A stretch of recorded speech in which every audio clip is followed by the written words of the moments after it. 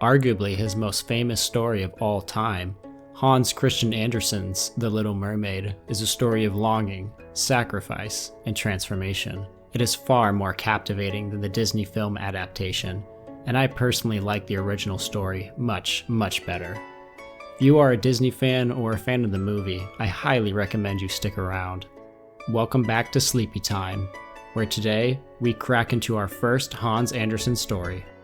Among all the fairy tales I've ever read, there's something about The Little Mermaid that lingers in a way that's different.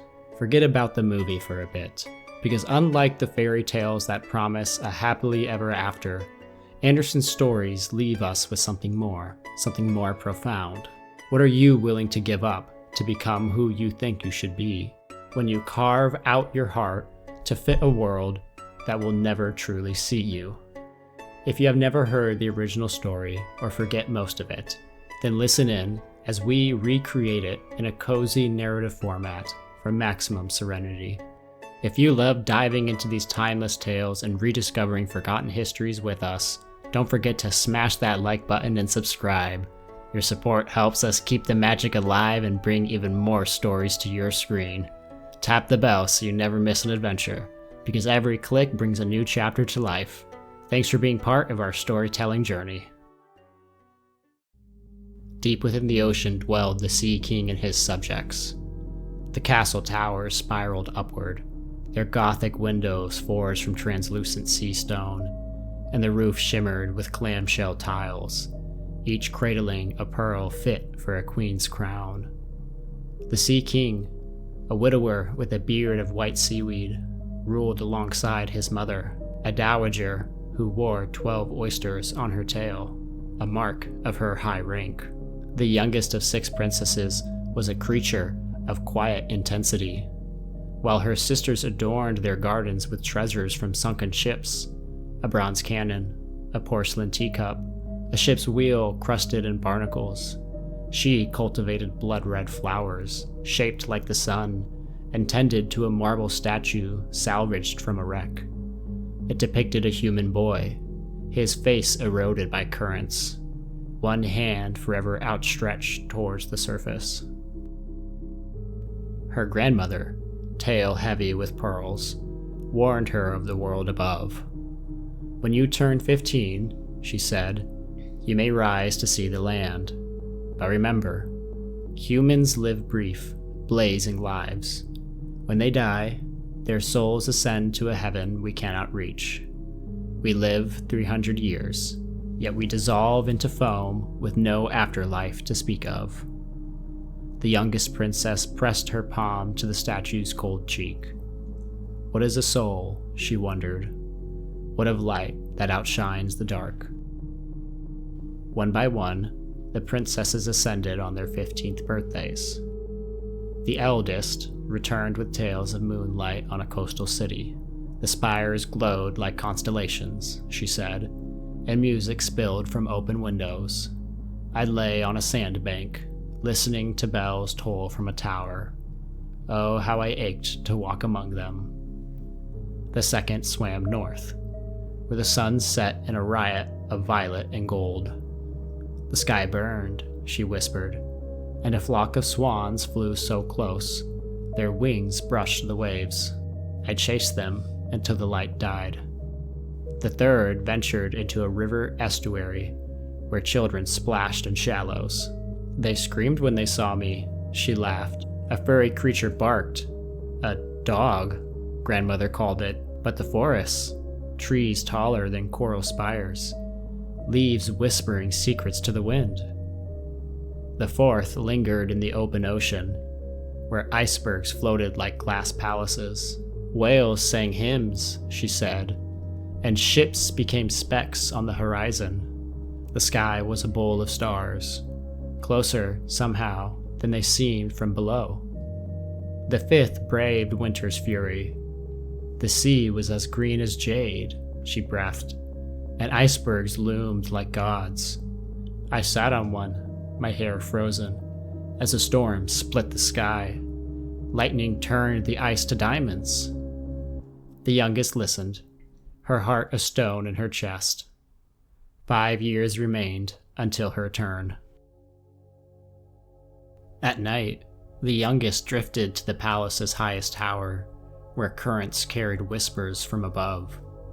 She watched ships glide like shallow giants, their hulls groaning, and dreamed of the prince in her garden, his marble lips, his absent soul.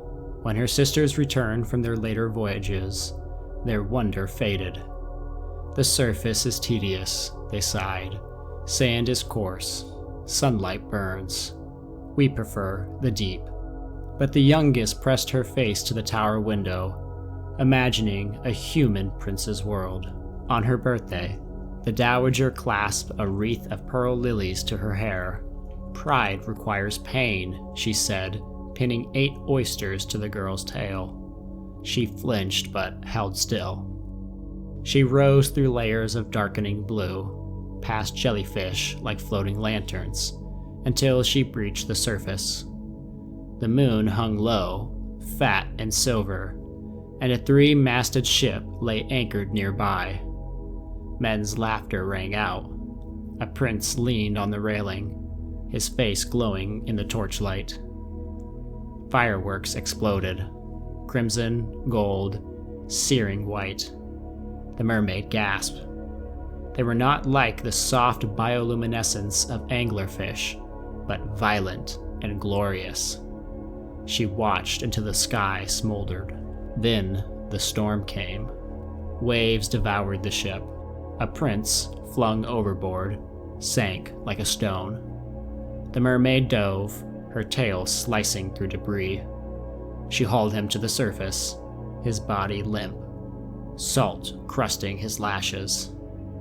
For hours, she battled the currents, cradling his head above the waves. At dawn, she dragged him onto a sandy cove, where pink-throated flowers nodded in the wind. A marble temple stood atop a cliff, bells tolling. The mermaid kissed his high, smooth forehead and stroked back his wet hair. He seemed to her like the marble statue in her garden, and she kissed him again and wished that he might live. The little mermaid swam out farther from the shore and placed herself between some high rocks that rose out of the water. Then she covered her head and neck with the foam of the sea so that her little face might not be seen, and watched to see what would become of the poor prince. The prince never saw her. A random temple girl found him instead, and he woke to her face. The mermaid returned to her garden, now overgrown. Her statue's eyes seemed to accuse her. "You are nothing," they said. Foam, mist, nothing. She swam to the cove nightly, watching the prince from afar. He sailed a slender boat, his laughter echoing over the waves. She memorized the curve of his jaw, the way sunlight gilded his hair. Her sisters found her weeping soundlessly. "You risk too much," they warned. "The land walkers bring only pain." But the mermaid's heart had hardened into a knot of want. The witch's hut was built from sailors' bones, her cauldron bubbling with venom. "I know what you seek," the witch crooned. "Legs, a soul, a prince's love." Her teeth gleamed like shattered glass. "But each step will feel like knives. Fail, and you'll dissolve at dawn." The mermaid nodded. The witch held out a vial. "Your voice," she hissed, "the loveliest sound in the sea. That is my price." The blade flashed. The mermaid's tongue fell, black blood swirling. She drank the potion. Agony, her tail split, bones splintering, flesh tearing into legs. She washed ashore at dawn, the prince's castle looming in the distance. He found her naked, her hair veiling her like seaweed. "Who are you?" he asked. She opened her mouth. Only silence spilled out. Unfortunately, mermaids only live 300 years. then dissolve into sea foam. Humans, they die young, but their souls ascend to glorious regions mermaids will never see. Falling in love with a human was the only way to grant the little mermaid an immortal soul, a gamble she was now taking. The prince dressed her in gowns of Venetian lace, their hems weighted with pearls to keep her from floating away in the palace drafts. Each step was a martyrdom. Her feet, soft as baby flesh, split on the palace's tessellated floors. She smiled through the pain, her eyes fixed on his face. At night, she crept to the terraced gardens where the sea's breath misted the air. She plunged her bleeding feet into the moonlit surf, the salt water cauterizing her wounds. Her sisters sometimes surfaced, their faces gaunt with worry. "You're fading," they whispered. "Come home. The witch's curse is unraveling you." But the mermaid only shook her head. The prince took her riding through cypress forests, her legs trembling against the saddle. He showed her his kingdom, vineyards spilling down hillsides, villages where fishermen mended nets, a marble temple perched on a cliff. "She saved me here," the prince said, gazing at the temple. "A girl with eyes like yours. I've searched every shore for her." The mermaid pressed her hand to her throat, where her voice had been.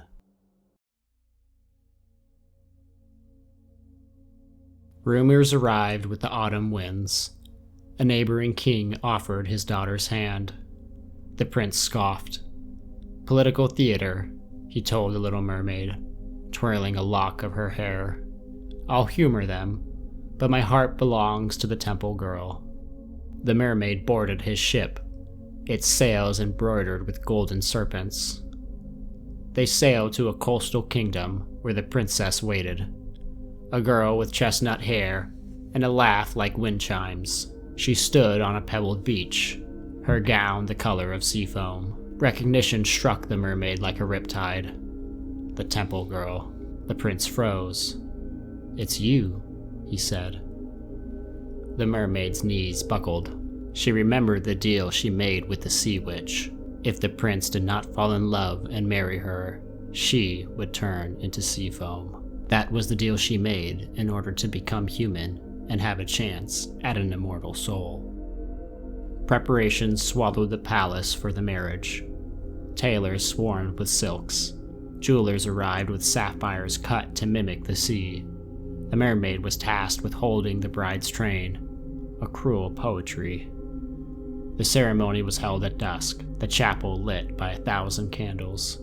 The prince's vows were sonnets. The bride's tears glimmered like misplaced pearls.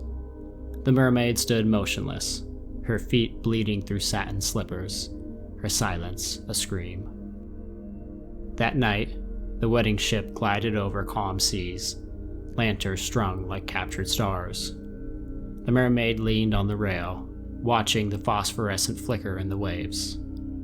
Her sisters surfaced, their hair shorn to the scalp, but their scalps were raw. "We gave our hair to the witch," they said, thrusting a dagger into her hands. Its blade gleamed with venom. "Kill the prince before dawn, stab his heart, and return to us." The prince slept in a cabin draped in fine silk, his bride curled against him. The dagger hummed in the mermaid's grip, its edge kissing her palm. "He will wake as foam. You will live." She studied his face. The lashes fanned on his cheeks. The lips parted in trust. Memory engulfed her, his weight in her arms as she fought the storm, her pulse fluttering like a dying fish. Dawn's first light seeped through the porthole. She flung the dagger overboard. It spiraled into the depths, a silver minnow swallowed by the dark. The mermaid climbed the rail. The sea beckoned, its voice a lullaby. She leapt. The water tore through her, not as a homecoming, but as an unraveling. Her legs dissolved, her skin peeled into froth. She felt herself scattering. a constellation of brine and regret. But the sea did not claim her, and death did not take her. Instead, it spat her back into the sky. She awoke suspended in a realm of light and wind, her body no longer flesh, but a shimmering wisp, like mist threaded with sunlight. Around her drifted beings of similar translucence, a woman with eyes like storm clouds and hair that rippled like auroras. Their voices were not sounds but vibrations, humming through her essence like the resonance of a bell. "We are the daughters of air," they intoned. "Neither sea nor soil nor flame. We are the breath between." The mermaid, no longer a mermaid, no longer anything with a name, looked down. Far below, the wedding ship shrank to a speck on the wine-dark sea. The prince stood at the rail, his hand pressed to his chest, as if trying to claw out an ache he couldn't name. She felt the ghost of his heartbeat, a fading echo in her formless chest. "You are neither dead nor alive," the daughters whispered. "You are a debt unpaid, a song unsung. 300 years you will wander. After 300 years, we shall float into the kingdom of heaven, and we may even get there sooner. Unseen, we can enter the houses of men, where there are children, and for every day on which we find a good child, who is the joy of his parents and deserves their love, our time of probation is shortened. The child does not know, when we fly through the room, that we smile with joy at his good conduct, for we can count 1 year less of our 300 years. But when we see a naughty or wicked child, we shed tears of sorrow, and for every tear, a day is added to our time of trial." And that's the end, with the Little Mermaid turning into an air god. Most fairy tales end with resolution. Good is rewarded, evil is punished, and love conquers all. But the Little Mermaid leaves us in a strange, ambiguous place. The protagonist doesn't get what she wants, but she also doesn't exactly lose either. Instead of reuniting with her family or disappearing into nothingness, she transforms into something entirely unexpected, a spirit of air, given a path toward an immortal soul through good deeds. It's a conclusion that feels both tragic and oddly hopeful, but it also raises questions. Why didn't Andersen allow the mermaid to simply fade away into sea foam? Why introduce the daughters of the air, a concept that appears nowhere else in the story? And why does she still have to earn her soul after everything she has already suffered through? It almost feels like Andersen himself could not bear to let the story end in total despair, so he created an alternative, however unexpected. Disney's 1989 film, The Little Mermaid, famously altered the ending, allowing Ariel to win the prince's love and transform into a human permanently. While this version is beloved by many, it fundamentally changes the story's message. Andersen's mermaid does not get what she wants, yet she still chooses kindness and selflessness. The Disney version turns the tale into a triumph of love, whereas Andersen's original is a meditation on the bittersweet nature of sacrifice and love. And perhaps that's what makes The Little Mermaid so uniquely haunting. If you liked the video and learned a bit, go ahead and hit the like button and subscribe so we can keep telling these stories. Have a good night.